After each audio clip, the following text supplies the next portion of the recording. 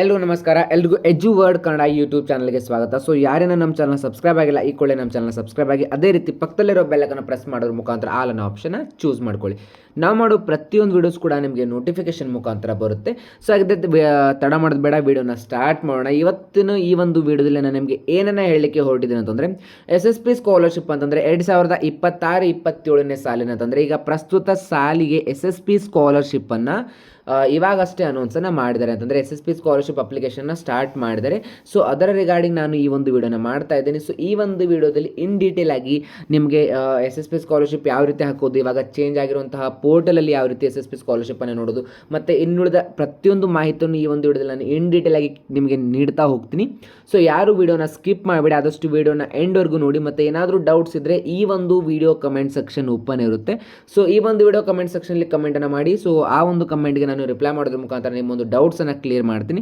So ಬನ್ನಿ ಹಾಗಿದ್ರೆ ವಿಡಿಯೋನ ಸ್ಟಾರ್ಟ್ ಮಾಡೋಣ. ಸೊ ಫಸ್ಟ್ ಬಂದುಬಿಟ್ಟು ನಿಮ್ಮೊಂದು ಬ್ಯಾಕ್ವರ್ಡ್ ಕ್ಲಾಸಸ್ ವೆಲ್ಫೇರ್ ಡಿಪಾರ್ಟ್ಮೆಂಟ್ ಒಂದು ಅಫಿಷಿಯಲ್ ಪೇಜಲ್ಲಿ ನಿಮ್ಮ ಒಂದು SSP ಸ್ಕಾಲರ್ಶಿಪ್ಗೆ ರಿಲೇಟ್ ಆಗಿರುವಂತಹ ಒಂದು ಪ್ರಕಟಣೆಯನ್ನು ಹೊರಡಿಸಿದ್ದಾರೆ. ಸೊ ಅದರಲ್ಲಿ ನೋಡೋದಾದರೆ ನೋಡ್ಬೋದು ನೀವು ಇಲ್ಲಿ 2026-27ನೇ ಸಾಲಿನ ಮೆಟ್ರಿಕ್ ನಂತರದ ವಿದ್ಯಾರ್ಥಿ ವೇತನಕ್ಕೆ ಅರ್ಜಿ ಆಹ್ವಾನಿಸಿದ್ದಾರೆ.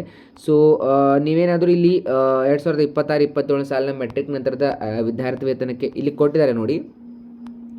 ಸೊ 2026-27ನೇ ಸಾಲಿನ ಹಿಂದುಳಿದ ವರ್ಗಗಳ ವಿದ್ಯಾರ್ಥಿಗಳು ಹಾಗೂ ಪ್ರವರ್ಗ 1ರ ಅಲೆಮಾರಿ ಬಾರ್ ಅರೆ ಅಲೆಮಾರಿ ಜನಾಂಗದ ವಿದ್ಯಾರ್ಥಿಗಳಿಂದ ಅಂತಂದರೆ ಮೆಟ್ರಿಕ್ ನಂತರದ ವಿದ್ಯಾರ್ಥಿ ವೇತನ ಅಥವಾ ಅಲೆಮಾರಿ ಬಾರ್ ಅರೆ ಅಲೆಮಾರಿ ಜನಾಂಗದ ಮೆಟ್ರಿಕ್ ನಂತರದ ಅರ್ಹತಾ ವಿದ್ಯಾರ್ಥಿ ವೇತನ ಅಂದರೆ ಶುಲ್ಕ ವಿನಾಯಿತಿ ಆಗಿರ್ಬೋದು, ನಿಮ್ಮ ಒಂದು ವಿದ್ಯಾಸಿರಿ ಊಟ ಮತ್ತು ವಸತಿ ಸಹಾಯ ಯೋಜನೆಗೆ ಸೌಲಭ್ಯವನ್ನಾಗಿರ್ಬೋದು.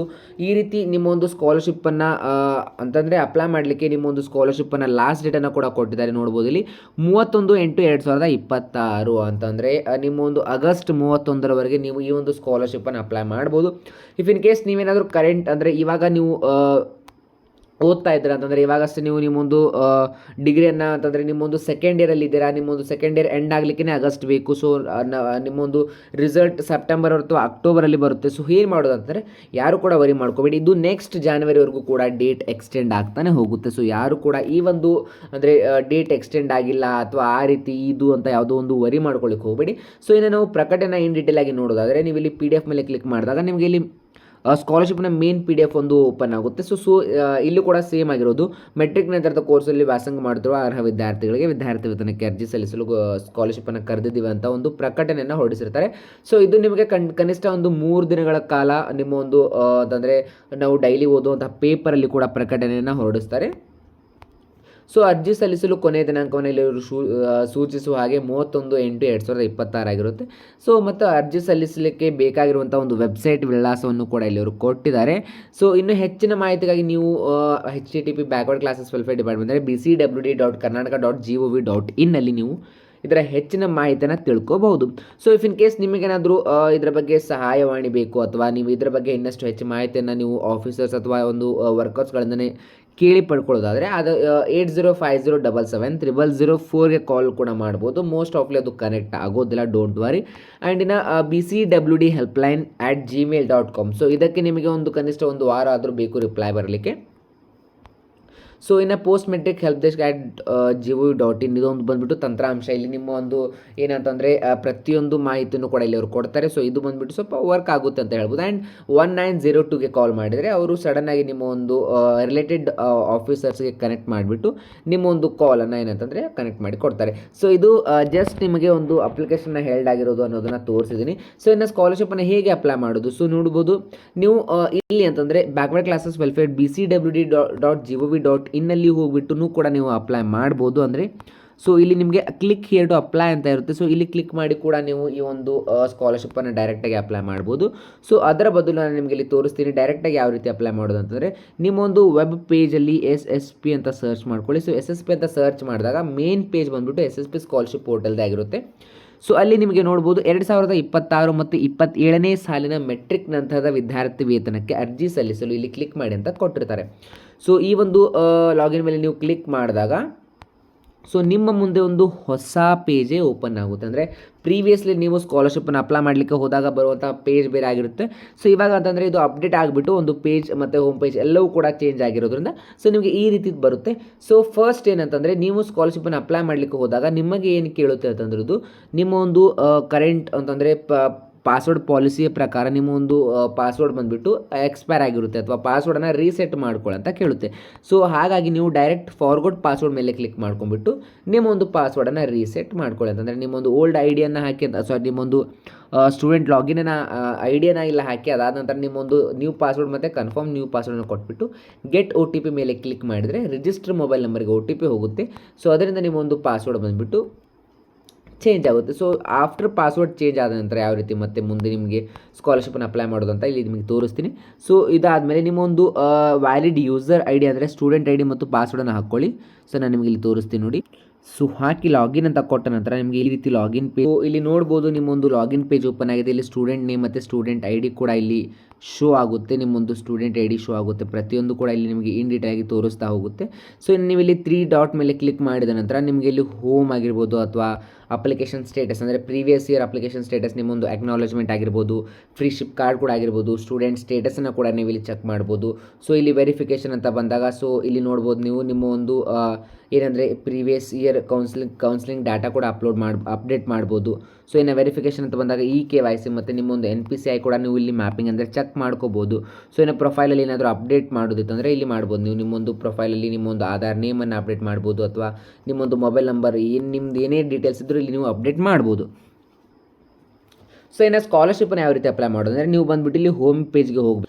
ಸೊ ಹೋಮ್ ಪೇಜ್ಗೆ ಹೋದ ನಂತರ ನಿಮಗೆ ಇಲ್ಲಿ ನೋಡ್ಬೋದು ಎಲಿಜಿಬಿಲಿಟಿ ಮತ್ತು ನಿಮ್ಮೊಂದು ಕಾಂಟ್ಯಾಕ್ಟ್ ಡೀಟೇಲ್ಸ್ ಪ್ರತಿಯೊಂದು ಕೂಡ ಇಲ್ಲಿ ಅವರು ಶೋ ಮಾಡ್ತಾರೆ. ಸೊ ಇಲ್ಲಿ ನಿಮಗೆ ಅಪ್ಲಿಕೇಶನ್ನ ಅಪ್ಲೈ ಮಾಡಲಿಕ್ಕೆ ಇಲ್ಲಿ ಆಪ್ಷನ್ ಇರುತ್ತೆ ನೋಡ್ಬೋದು. ನೀವು ಇಲ್ಲಿ ಸ್ಟೆಪ್ 1 ಸ್ಟೆಪ್ 2 ಅಂತ ಇರುತ್ತೆ. ಸೊ ನೀವು ಸ್ಟೆಪ್ 1 ಮೇಲೆ ಕ್ಲಿಕ್ ಮಾಡಬೇಕಾಗುತ್ತೆ. ಸೊ ಸ್ಟೆಪ್ 1 ಮೇಲೆ ಕ್ಲಿಕ್ ಮಾಡಿದಾಗ ನಿಮ್ಮೊಂದು SLC ಟೈಪ್ ಯಾವುದು, ನಿಮ್ಮ ಒಂದು ಇಲ್ಲಿ ಡೀಟೇಲ್ಸ್ ಎಲ್ಲವೂ ಶೋ ಆಗುತ್ತೆ. ಇದೆಲ್ಲವೂ ಡೀಟೇಲ್ಸ್ ಕರೆಕ್ಟ್ ಇದ್ದರೆ ಡಿಸ್ಪ್ಲೇ ಡೀಟೇಲ್ಸ್ ಕರೆಕ್ಟ್ ಅಂತ ಕೇಳಿದ್ದಾರೆ. ಸೊ ಎಸ್ ಅಂತ ಕೊಟ್ಬಿಟ್ಟು ಸೊ ನೋಡ್ಬೋದು ನೀವು ಇಲ್ಲಿ ಸೇವ್ ಆ್ಯಂಡ್ ಪ್ರೊಸೀಡ್ ಅಂತ ಕೊಡಬೇಕಾಗುತ್ತೆ. ಸೊ ಇದು ನಿಮ್ಮ ಒಂದು ಫಸ್ಟ್ ಸ್ಟೆಪ್. ಸೊ ಅದಾದಮೇಲೆ ಕ್ಯಾಸ್ಟ್ ಆ್ಯಂಡ್ ಇನ್ಕಮ್ ಡೀಟೇಲ್ಸನ್ನು ಕೂಡ ಇಲ್ಲಿ ನೀವು ವೆರಿಫೈ ಮಾಡ್ಕೋಬೇಕಾಗುತ್ತೆ. ಸೊ ಒನ್ಸ್ ನಿಮ್ಮ ಒಂದು ಈ ಒಂದು ಏನಪ್ಪ ಅಂತಂದರೆ SLC ಡೀಟೇಲ್ಸ್ ವೆರಿಫೈ ಆದ ನಂತರ ನಿಮಗೆ ಕ್ಯಾಸ್ಟ್ ಆ್ಯಂಡ್ ಇನ್ಕಮ್ ಡೀಟೇಲ್ಸ್ಗೆ ಪೇಜ್ ಓಪನ್ ಆಗುತ್ತೆ. ಸೊ ನೋಡ್ಬೋದು ನೀವು ಇಲ್ಲಿ ನಿಮ್ಮೊಂದು ಕ್ಯಾಸ್ಟ್ ಆ್ಯಂಡ್ ಇನ್ಕಮ್ ಡೀಟೇಲ್ಸ್ ಪ್ರತಿಯೊಂದು ಕರೆಕ್ಟ್ ಇತ್ತಪ್ಪ ಅಂತಂದರೆ ಸೊ ಡಿಸ್ಪ್ಲೇ ಡೀಟೇಲ್ಸ್ ಎಸ್ ಅಂತ ಕೊಟ್ಬಿಟ್ಟು ಸೇವ್ ಆ್ಯಂಡ್ ಪ್ರೊಸೀಡ್ ಅಂತ ಕೊಡಬೇಕಾಗುತ್ತೆ. ಸೊ ಇದನ್ನು ಕೊಟ್ಟ ನಂತರ ಸೊ ನಿಮಗೆ ನೆಕ್ಸ್ಟ್ ಬಂದುಬಿಟ್ಟು ಥರ್ಡ್ ಸ್ಟೆಪ್ ಇಲ್ಲಿ ನೋಡ್ಬೋದು. ನಿಮ್ಮ ಥರ್ಡ್ ಸ್ಟೆಪ್ ಏನಿರುತ್ತೆ ಅಂತಂದರೆ ನಿಮ್ಮೊಂದು ಡಿಸೆಬಿಲಿಟಿ ಅಂತಂದರೆ ನೀವೇನಾದರೂ ಡಿಸೇಬಲ್ಡ್ ಪರ್ಸನ್ ಆಗಿದ್ರಪ್ಪ ಅಂತಂದರೆ ಸೊ ಇಲ್ಲಿ ಡೀಟೇಲ್ಸ್ ಎಸ್ ಅಂತ ಇತ್ತು ಅಥವಾ ನೋ ಅಂತ ಇತ್ತು. ಈ ಡೀಟೇಲ್ಸನ್ನು ನೀವು ಕರೆಕ್ಟಾಗಿ ವೆರಿಫೈ ಮಾಡ್ಕೊಂಡ್ಬಿಟ್ಟು ಸೊ ಎಸ್ ಆರ್ ನೋ ಅಂತ ಕೊಟ್ಬಿಟ್ಟು ಸೇವ್ ಆ್ಯಂಡ್ ಪ್ರೊಸೀಡ್ ಅಂತ ಕೊಡಬೇಕಾಗುತ್ತೆ. ಸೊ ಇದೆಲ್ಲವೂ ಆದ ನಂತರ ನಿಮಗೆ ನೆಕ್ಸ್ಟ್ ಆಪ್ಷನ್ ಬರುತ್ತೆ. ಏನಪ್ಪ ಅಂತಂದರೆ ನಿಮ್ಮೊಂದು ಡೀಟೇಲ್ಸ್ ಅಂದರೆ ನಿಮ್ಮೊಂದು ಪರ್ಸನಲ್ ಡೀಟೇಲ್ಸ್ ಎಲ್ಲ ಶೋ ಆಗಿರೋ ಹಾಗೆ ಕರೆಕ್ಟ್ ಇದೆಯಾ ಅಥವಾ ಇಲ್ಲ ಅಂತ ನೀವು ಚೆಕ್ ಮಾಡ್ಕೋಬೇಕಾಗುತ್ತೆ. ಸೊ ಪರ್ಸನಲ್ ಡೀಟೇಲ್ಸ್ ಏನಾದರೂ ಕರೆಕ್ಟ್ ಆಗಿತ್ತಪ್ಪ ಅಂದರೆ ಎಸ್ ಅಂತ ಕೊಟ್ಬಿಟ್ಟು ಸೊ ಸೇವ್ ಆ್ಯಂಡ್ ಪ್ರೊಸೀಡ್ ಅಂತ ಕೊಡಬೇಕಾಗುತ್ತೆ. ಸೊ ಇಲ್ಲಿಗೆ ನಿಮ್ಮ ಒಂದು ಫಸ್ಟ್ ಸ್ಟೆಪ್ ವೆರಿಫಿಕೇಷನ್ ಏನಂದರೆ ಕಂಪ್ಲೀಟ್ ಆಗುತ್ತೆ. ಸೊ ನಿಮ್ಮ ಒಂದು ಫಸ್ಟ್ ಸ್ಟೆಪ್ ವೆರಿಫಿಕೇಷನ್ ಇಲ್ಲಿ ಆದ ನಂತರ ಸೊ ನೀವು ನೋಡ್ಬೋದು ಇಲ್ಲಿ ನಿಮ್ಮ ಒಂದು ಫಸ್ಟ್ ಸ್ಟೆಪ್ ಎಲ್ಲ ಆದ ನಂತರ ಇಲ್ಲಿ ನೆಕ್ಸ್ಟ್ ಆಪ್ಷನ್ ಇರುತ್ತೆ. ಸೊ ನೆಕ್ಸ್ಟ್ ಆಪ್ಷನ್ ಮೇಲೆ ಕ್ಲಿಕ್ ಮಾಡಿದ ನಂತರ ಸೊ ನಿಮಗೆ ಬರುತ್ತೆ ಇಲ್ಲಿ ಸೆಕೆಂಡ್ ಸ್ಟೇಜ್ ಅಂದರೆ ಸೆಕೆಂಡ್ ಸ್ಟೇಟ್ ಸ್ಕಾಲರ್ಶಿಪ್ಪನ್ನು ನೀವು ಅಪ್ಲೈ ಮಾಡ್ಬೋದು. ಸೊ ಇಲ್ಲಿ ನಿಮ್ಮೊಂದು ಪ್ರೆಸೆಂಟ್ ಇಯರ್ ಡೀಟೇಲ್ಸನ್ನು ಹಾಕಬೇಕಾಗುತ್ತೆ. ಸೊ ನಿಮ್ಮ ಹತ್ರ ಏನಾದರೂ ಯೂನಿವರ್ಸಿಟಿ ಅಥವಾ ಇನ್ಸ್ಟಿಟ್ಯೂಷನಲ್ಲಿ ಇತ್ತಂದರೆ ಎಸ್ ಅಂತ ಕೊಟ್ಟು ಸೊ ಈ ರೀತಿ ನೀವು ಹೊರ ರಾಜ್ಯದ ವ್ಯಾಸಂಗ ಮಾಡುತ್ತಿರೋ ವಿದ್ಯಾರ್ಥಿ ತಮ್ಮ ಲಾಗಿನ್ ಅಪ್ಲೋಡ್ ಅಟೆಸ್ಟೇಷನ್. ಸೊ ಇದು ಬಂದುಬಿಟ್ಟು ಇಲ್ಲಿ ಕೇಳಿರೋ ಕ್ವಶನ್ನ ಓದಿ. Are you studying in any university or institution located outside Karnataka ಅಂತೇಳಿ. ಸೊ ನಾನು ಆ್ಯಕ್ಚುಲಿ ನೋ ಕೊಡಬೇಕಿಲ್ಲಿ. ಸೊ ನೋ ಕೊಟ್ಟ ನಂತರ ನಿಮಗೆ ಇಲ್ಲಿ are you studying in 11th or 12th ಅಂತ ಕೇಳುತ್ತೆ. ಸೊ ಇಲ್ಲಿ ಎಸ್ ಇದ್ದರೆ ಎಸ್ ಅಥವಾ ನೋ ಇದ್ದರೆ ನೋ ಅಂತ ಕೊಡಿ. ಸೊ ಇದೆಲ್ಲ ಆದ ನಂತರ are you studying in first and second PUC no ಅಂತ ಕೊಡಬೇಕಾಗುತ್ತೆ. ಸೊ ಇದಾದ ನಂತರ ನಿಮಗೆ ಇಲ್ಲಿ ಯಾರು ಸ್ಟಡಿಂಗ್ ಇನ್ ಫಸ್ಟ್ ಇಯರ್ ನೀವು professional degree yes. If in case ನೀವು ಪ್ರೊಫೆಷನಲ್ಲಿ ಓದ್ತಾ ಇದ್ದರೆ ಎಸ್ ಅಂತ ಕೊಡಿ. ನಾರ್ಮಲ್ ಡಿಗ್ರಿ ಓದ್ತಾ ಇದ್ದರೆ ನೋ ಅಂತ ಕೊಡಿ. ಸೊ ಅಥವಾ ನಿಮಗೆ ಪ್ರೊಫೆಷನಲ್ ಬಗ್ಗೆ ಏನಾದರೂ ಕನ್ಫ್ಯೂಷನ್ ಇತ್ತು ಅಂದರೆ ಇಲ್ಲಿ ಪ್ರೊಫೆಷನಲ್ ಕೋರ್ಸ್ ಲಿಸ್ಟ್ ಅಂತ ಇರುತ್ತೆ. ಸೊ ಪ್ರೊಫೆಷನಲ್ ಕೋರ್ಸ್ ಲಿಸ್ಟ್ ಮೇಲೆ ನೀವು ಕ್ಲಿಕ್ ಮಾಡಿದಾಗ ಇಲ್ಲಿ ನಿಮಗೆ ಇನ್ ಡೀಟೇಲಾಗಿ ಅವರು ತೋರಿಸ್ತಾ ಹೋಗ್ತಾರೆ ಯಾವೆಲ್ಲ ಡೀಟೇಲ್ಸನ್ನು ನೀವು ಪ್ರೊಫೆಷನಲ್ ಕೋರ್ಸ್ ಡೀಟೇಲ್ಸ್ ಆಗಿ ಚೂಸ್ ಮಾಡ್ಕೋಬಹುದು ಅಂತ. ಸೊ ಇವೆಲ್ಲವನ್ನು ನೀವು ಪ್ರೊಫೆಷ್ನಲ್ ಕೋರ್ಸ್ ಆಗಿ ನೀವು ಚೂಸ್ ಮಾಡ್ಕೋಬೇಕಾಗುತ್ತೆ. ಅಂದರೆ ಈ ಕೋರ್ಸನ್ನು ಮಾಡ್ತಾ ಇದ್ದರೆ ನೀವು ಪ್ರೊಫೆಷ್ನಲ್ ಕೋರ್ಸ್ ಅಂತ ಹೇಳಿ ಚೂಸ್ ಮಾಡ್ಕೋಬೇಕಾಗುತ್ತೆ. ಸೊ ಇದಾದ ನಂತರ ಸೊ ಈ ಒಂದು ವಿಡಿಯೋದಲ್ಲಿ ನಾನು ಇಷ್ಟೇ ತೋರಿಸಿದ್ದು. ಯಾಕಂತಂದರೆ ಈ ಒಂದು ಸ್ಕಾಲರ್ಶಿಪ್ನ ನಾನು ನಿಮಗೆ ಅಪ್ಲೈ ಮಾಡಲಿಕ್ಕೆ ಹೋಗಿರುವಂಥ ಒಂದು ಡೆಮೋ ID ಏನಿತ್ತು ಅದು ಬಂದುಬಿಟ್ಟು ಇನ್ನೂ ಕೂಡ ಅಂತಂದರೆ ಕರೆಂಟ್ಲಿ ಥರ್ಡ್ ಇಯರ್ ಓದ್ತಕ್ಕಂಥ ವಿದ್ಯಾರ್ಥಿನಿದು ಮತ್ತು ಥರ್ಡ್ ಇಯರಿನ ಪಾಸ್ಔಟ್ ಆಗಿಲ್ಲ. ಸೊ ಹಾಗಾಗಿ ವಿದ್ಯಾರ್ಥಿ ವೇತನ ತಂತ್ರಾಂಶದಲ್ಲಿ ಇನ್ನು ಅವರ ಥರ್ಡ್ ಇಯರ್ ಪಾಸಿಂಗ್ ಡೀಟೇಲ್ಸ್ ಕೂಡ ಶೋ ಆಗ್ತಾ ಇಲ್ಲ. ಸೊ ಹಾಗಾಗಿ ನಿಮಗೆ ಈ ಒಂದು ವಿಡಿಯೋದಲ್ಲಿ ನಾನು ನಿಮಗೆ ಜಸ್ಟ್ ಡೆಮೋನ ತೋರಿಸಿದ್ದೀನಿ ಯಾವ ರೀತಿ ಸ್ಕಾಲರ್ಶಿಪ್ಪನ್ನು ಅಪ್ಲೈ ಮಾಡ್ಬೋದು ಅಂತ. ಸೊ ಈ ಒಂದು ವಿಡಿಯೋ ನಿಮಗೆ ಏನಾದರೂ ಇಷ್ಟ ಆಗಿದ್ದರೆ ಲೈಕ್ ಮಾಡಿ, ಶೇರ್ ಮಾಡಿ. ಅದೇ ರೀತಿ ಈ ಒಂದು ವಿಡಿಯೋನ ಆದಷ್ಟು ಶೇರ್ ಮಾಡಿ, ಬಿಕಾಸ್ ಇದೀಗ ಮಾತ್ರ ಮಾಹಿತಿ ಬಂದಿರುವಂಥದ್ದು. ಸೊ ಆದಷ್ಟು ಈ ಒಂದು ಮಾಹಿತಿ ಎಲ್ಲರಿಗೆ ಶೇರ್ ಆಗಲಿ, ಆದಷ್ಟು ಈ ಒಂದು ಸ್ಕಾಲರ್ಶಿಪ್ನ ಉಪಯೋಗವನ್ನು ಎಲ್ಲರೂ ಪಡ್ಕೊಳ್ಳೋದು ಹೇಳ್ತೀನಿ. ಸೊ ಮತ್ತೆ ಸಿಗೋಣ ಮುಂದಿನ ವಿಡಿಯೋದಲ್ಲಿ. Thank you.